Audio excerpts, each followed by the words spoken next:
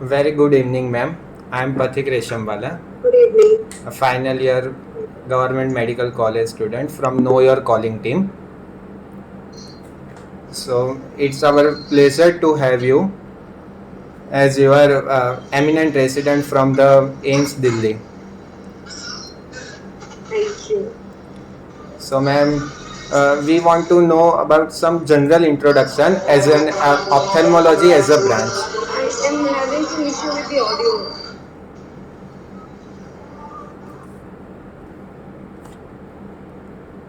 Hello.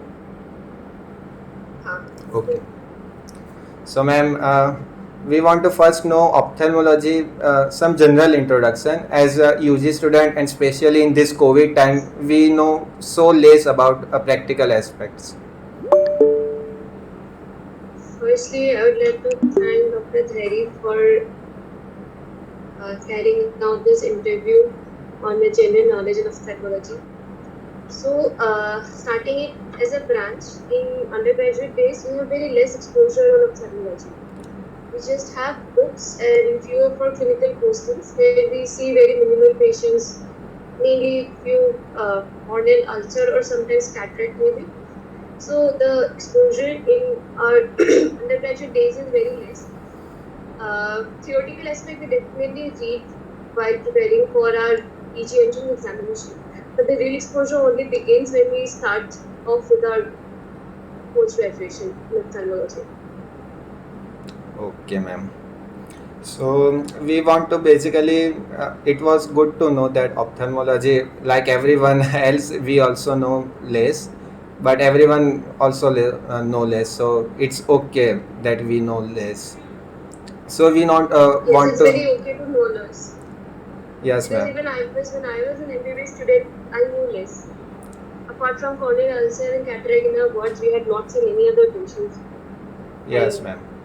yeah, you read the theoretical aspects, like I said, but when you do PG, but otherwise you know very less from your theoretical point of view. You see very less patients. That's fine. Yes, ma'am.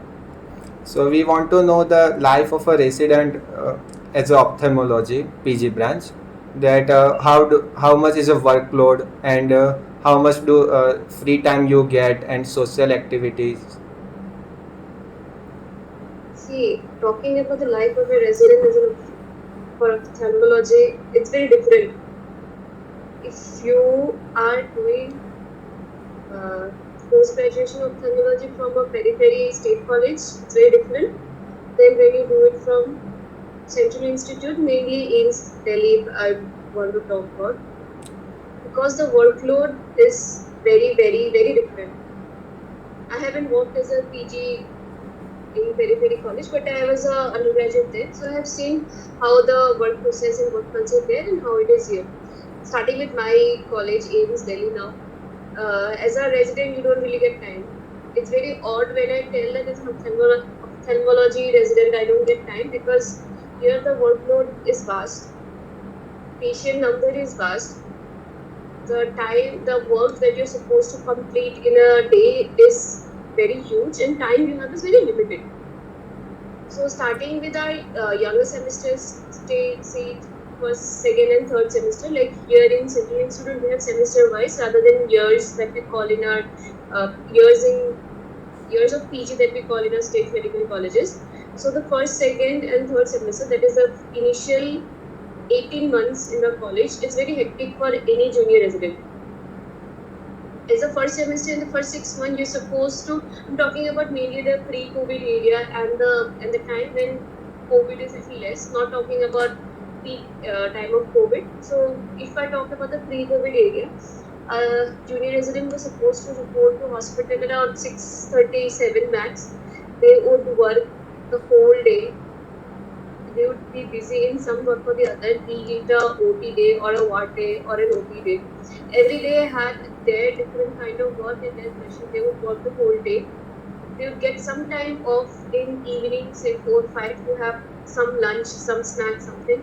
And then emergency cases start off again at 8, 9. They will continue working on that till maybe 1, 2. Like on monthly basis, this goes on. This what I'm talking about isn't our AIIMS Delhi. Yes, ma'am. Also, the OPD patients that come here are in huge numbers. In single cabin, we have like huge numbers of OPD patients. So the time as a resident that you get here for your free activities is very sparse, I would say. You can Okay. hardly plan out something. So sometimes when you get a time off, be it in weekend or between any holidays, or maybe when the workload is surprisingly a little less, you would try to have some rest or doze off, or maybe watch your favorite movies or series. That getting ample amount of time for yourself for doing another activities day in day out is certainly does not happen in AIIMS New Delhi Ophthalmology at least. But what I've heard from others and what I've seen from my undergraduate days, that ophthalmology in State Medical College is a very relaxed branch. The patient load, I won't say it's like very lesser, but it's comparatively lesser there. The work environment may be a little more lenient there, unlike here. So what I've heard there, if you're doing ophthalmology from a state medical college, you must be getting ample amount of time for yourself, for your hobbies and other extracurricular activities. But that is also an assumption that I have because I haven't worked there firsthand. Okay, ma'am. It's very detailed to know how much the life of a resident in AIMS and other periphery colleges differ. And as an ophthalmology resident, Definitely differs. It definitely differs when the question comes in ophthalmology. I believe some branches, if you take OBG or pediatrics or ortho or any other medicine or surgery for that instance, I believe the workload will be same in state medical college central institute. Rather, it will be lesser in central institute, I believe, because the number of patients are always capped. The inpatients are always capped in central institute, in contrary to state medical colleges. But something this is not true when it comes to ophthalmology in AIIMS Delhi. The workload okay. is very high there. So, ma'am, if the workload is this much high in Central Institute, so how do you manage academics as a branch, ophthalmology branch? Uh, Academics in our college, apart from clinical knowledge, seeing patients, OT timings, we also have regular classes. Now they're conducting online classes after the COVID area. So we have regular classes which are being posted and done by either senior residents, junior residents, sometimes by the professors. We have rounds every third day is our round day. Like in a week, we have two OPD days, two round day, and two OT days. Rounds usually happens for around 1.5, 2 hours. Then we have classes soon after rounds.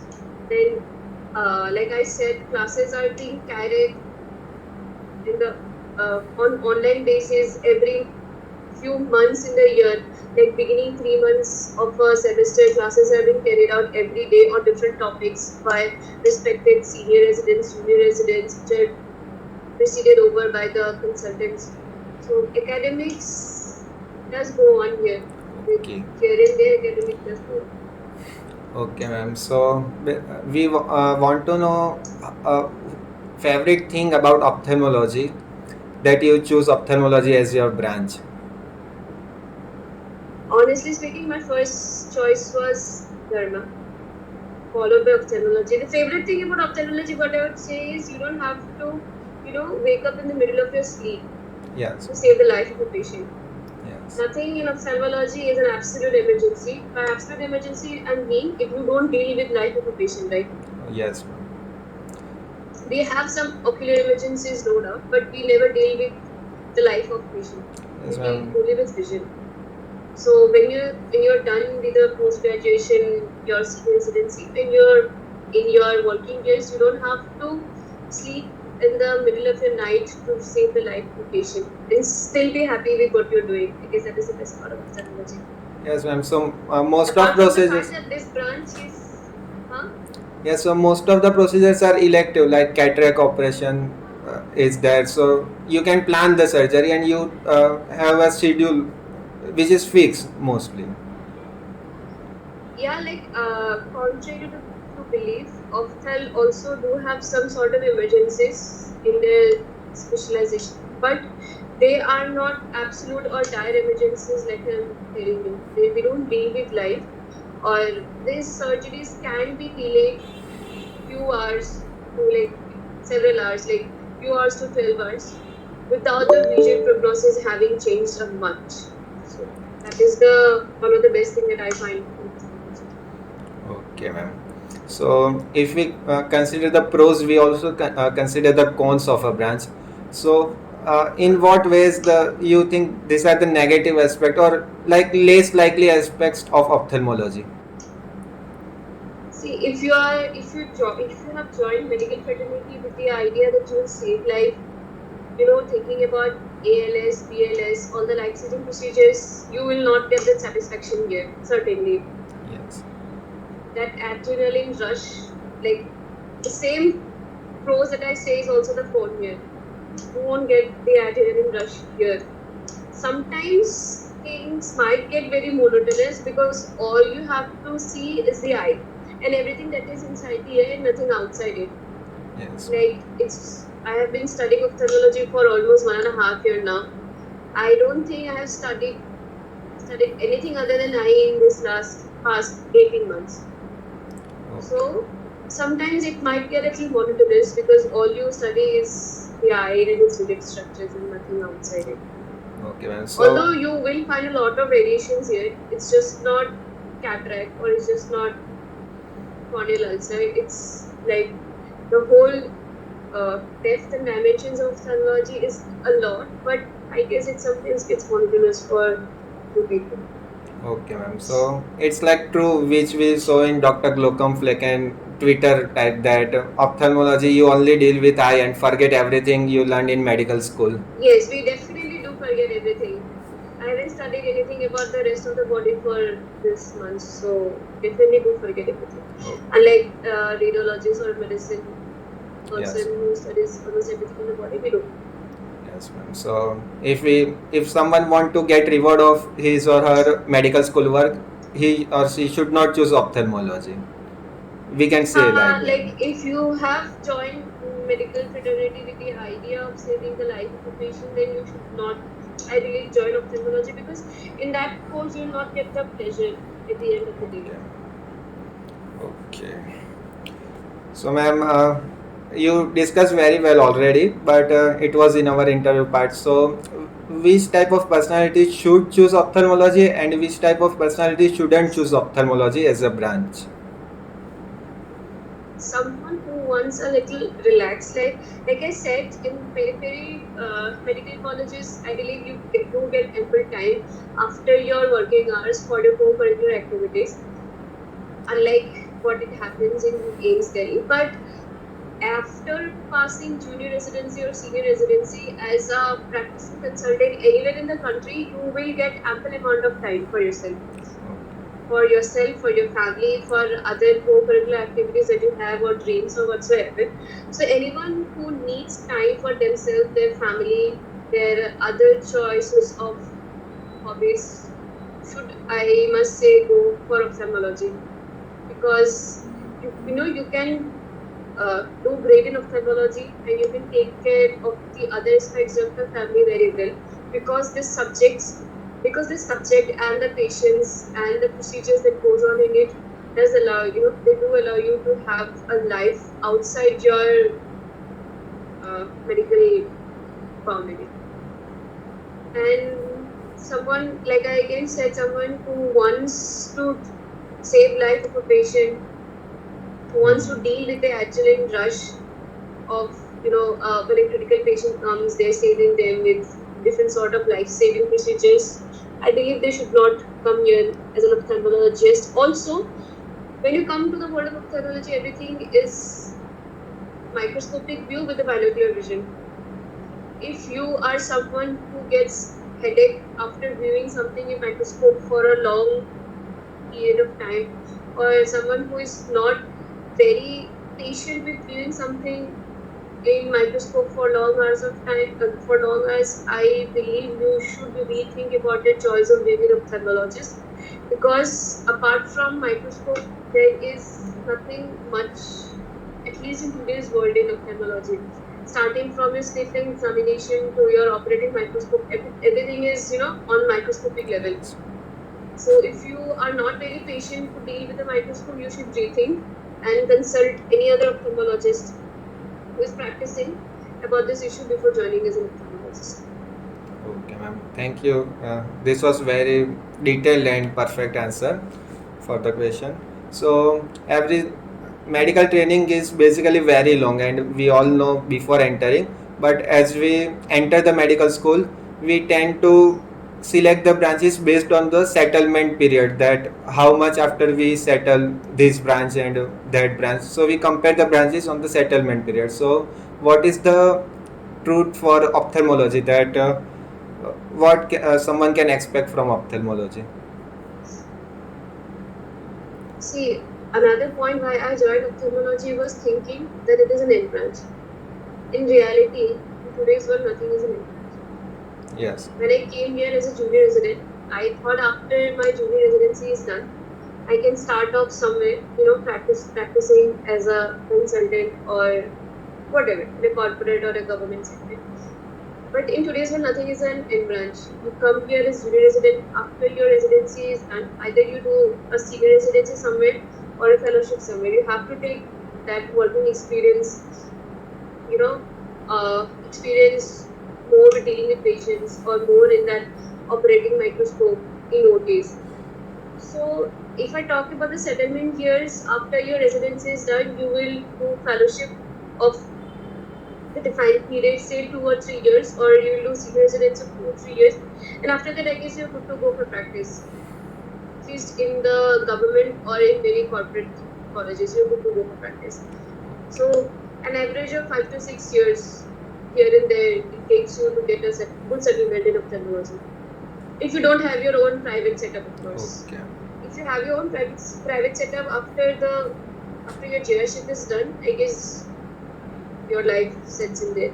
Okay, ma'am. So yes, next point was that how should one take ophthalmology as a big city branch, or it is completely saturated in big city and you can't settle in metros, or is there any scope left?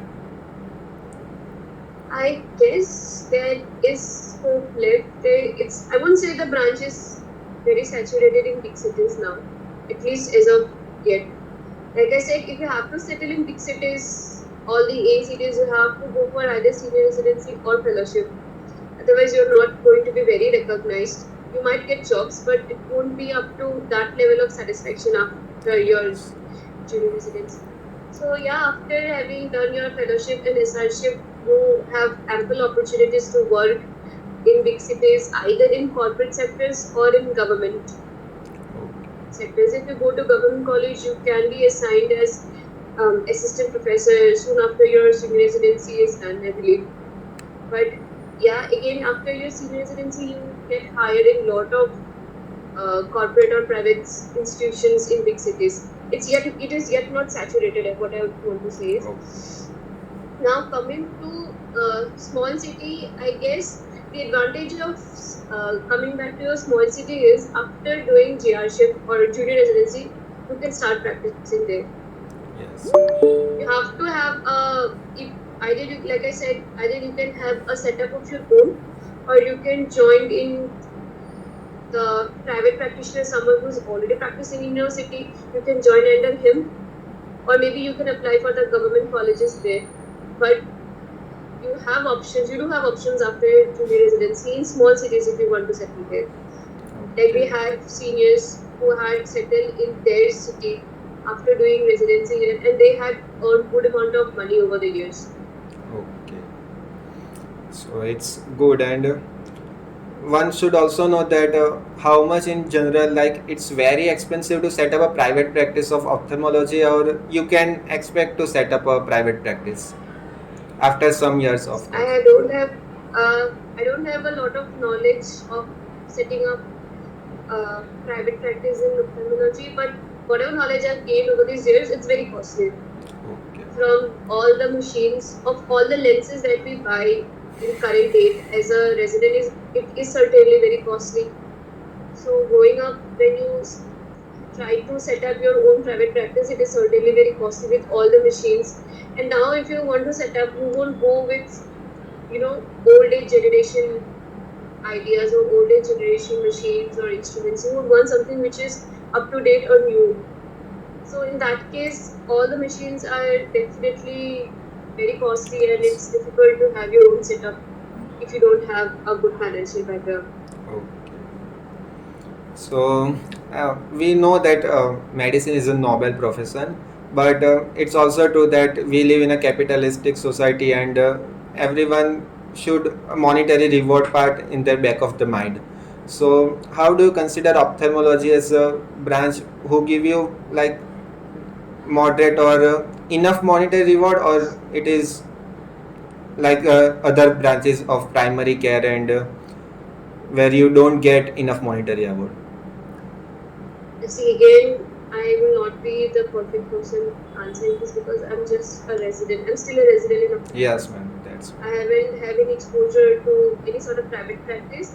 But having said that, what I have heard from my seniors or my consultants speaking is, after you have done your junior residency and your senior residency, after you have good amount of grip on the subject and one of the subspecialty in the subject, you can earn and do very well. okay. Because to start with, cataract is a bread and butter. Yes. A person who does good cataract surgery and has a very good hold of over it and has practiced a lot of cataract surgeries during his days of residency can do a surgery maximum within 20 to 25 minutes, which is a decent time of completing a cataract surgery from start to the end. And another point is that we don't need to hire an anesthetist for cataract surgeries because we do it under local anesthesia, Yes. where we give block or local anesthetic by ourselves. So a part of your earning that usually goes from a surgeon to the anesthetist, that has been spared. Yes. All you have to pay if you have your setup, all you have to pay is for the nursing officers who is assisting you and the subordinates and your colleagues, whoever is working with you. And like I said, if you have a decent amount of 20 to 25 minutes for a single cataract surgery from start to the end, you can easily perform at least 15 to 20 surgeries in a day without getting tired. Okay. I have seen people doing as much as 50, 60 surgeries, cataract surgeries here, but that needs a lot of abilities, which I would not suggest now. But at least 20 surgeries in a day with average duration of 20-25 time, I guess, is doable. And with each surgery, you do earn a good amount of money. So if you calculate that just on the basis of operating on patients just with cataract, I guess you do earn a very good amount of money. Yes, ma'am. So it's true, like you give the in like we don't know usually that we can do perform a cataract surgery in less than half an hour. So basically, we didn't know that. So okay. So What I'm talking about is phacoemulsification, not an ECC procedure or an SICS procedure. I have not seen SICS being done very regularly here because we don't practice it as much. ECC, if I would say, if an experienced person is doing, again, should not be taking more than 20-25 minutes again. yes. So yeah, what I'm talking about here is a normal, regular phacoemulsification process. Okay. So after that, how much time generally a consultant? Okay, that you covered already. So what do you consider the future of ophthalmology? Like in other branches, we tend to see that if AI will replace this branch or robotics will replace the surgeons or like that. How do you consider ophthalmology future? I guess, like, talking about AI and robotics, that thing hasn't come to cripple to our branch abhi tak zyada. Hmm. We are still quite much believing on our clinical judgment along with the investigation and the machines that help us. For AI or robotic surgery to replace ophthalmology, I guess if it happens, would take decades altogether. This Okay. is my prediction because this is not what I have heard very frequently in our working domain. But yes, what something that I want to mention is lasers not going into AI or robotic surgeries, but I would say is lasers have taken a great role in ophthalmology, where we used to produce a manual hand cut or a hand run technique to cut something, be it your lens capsule or cornea, in all this refractive procedures, be it all the LASIK and SMILE procedures which we carry out for having a spectacle-free vision, where previously we used to do it manually. Now this has been replaced by all sorts of laser technologies, but I don't think that can be counted in AI or any robotic surgery. So that will take a good long amount of time for that to be Okay, replaced so with this new technologies. basically our generation is safe from robotics or any type of. Yes. Yes. I Okay, don't ma'am. think robotics is happening anytime soon, because when you deal with eye, it's a very delicate structure. Yes. Unlike abdomen, if you talk about, or pelvic space, if you talk about in OBG or surgery, it's a vast space. The working area is lot. I don't know. I should not be speaking this maybe, but the margin of error there, what I believe, is higher than what we have here, because few millimeter or few micrometer change in a fracture makes a huge amount of difference there. I'm not saying that if robotic surgery is introduced or AI is introduced, then we will make mistakes in this 3 micrometer or few millimeter, but that working area, I guess, is so less. Now, till now, we don't have not you know done any sort of, what I would say, experiments intraocularly with robotic surgery. At least not something that I have heard of in India or any of our colleges. Okay. So you previously told that nowadays no branch is an end branch. So what are the option of ophthalmology in super specialization or fellowship one should consider? See, after having come to AIIMS Delhi, everything that I had studied in my undergraduation or while preparing for my post graduation, every topic that I have studied, I have seen here. With every topic, I mean 10%, 100%. There has been not a single topic that I would say, oh, fine, I have studied this and I haven't seen here it in apps or Okay. AIIMS Delhi. So when we study MBBS or when we are doing just preparing for PG, the knowledge of specialization that we have is very sparse.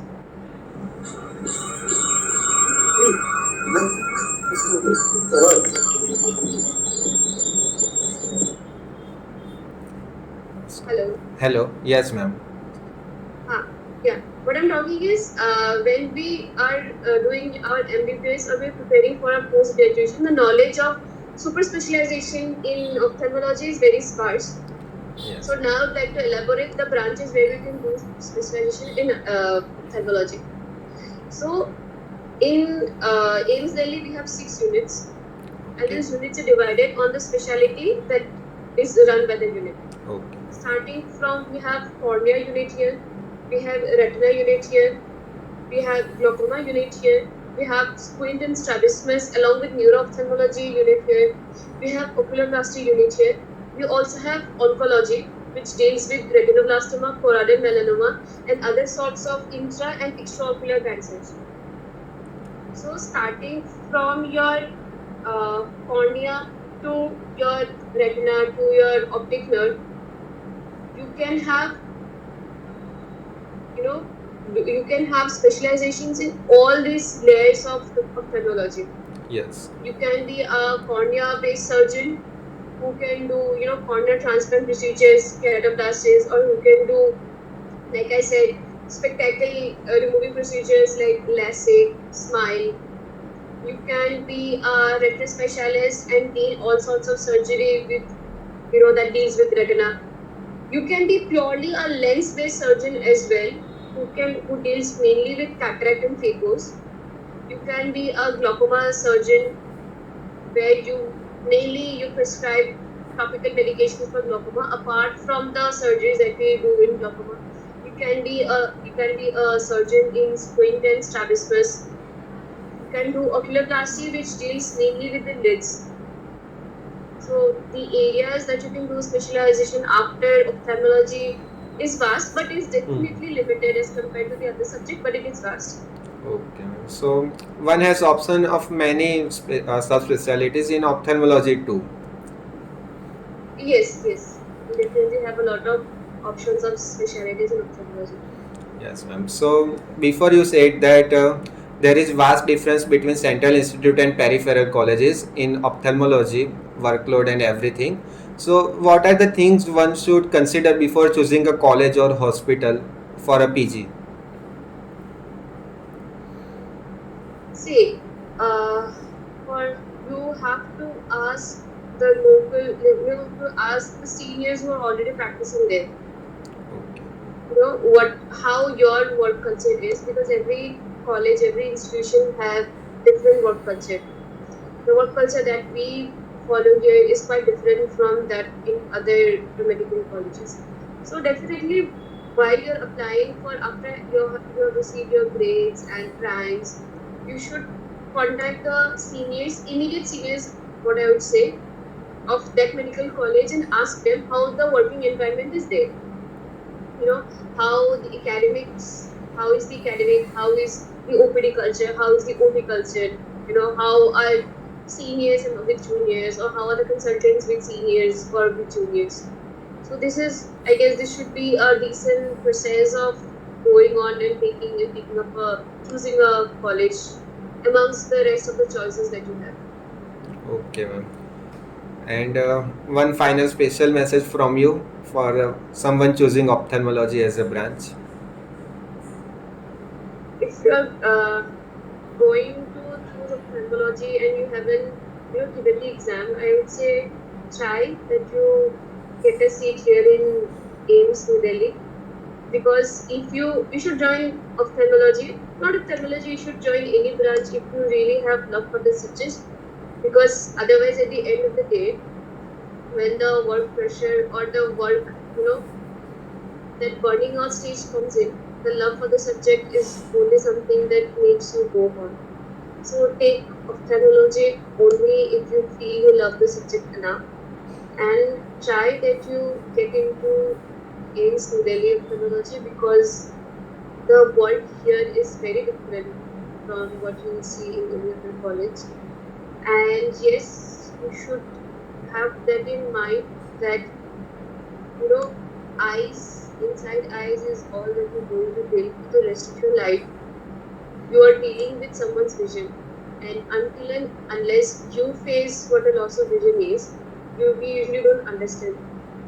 Yes, ma'am. So think about it, prepare. If you are certain that you are going to choose ophthalmology, then go for it.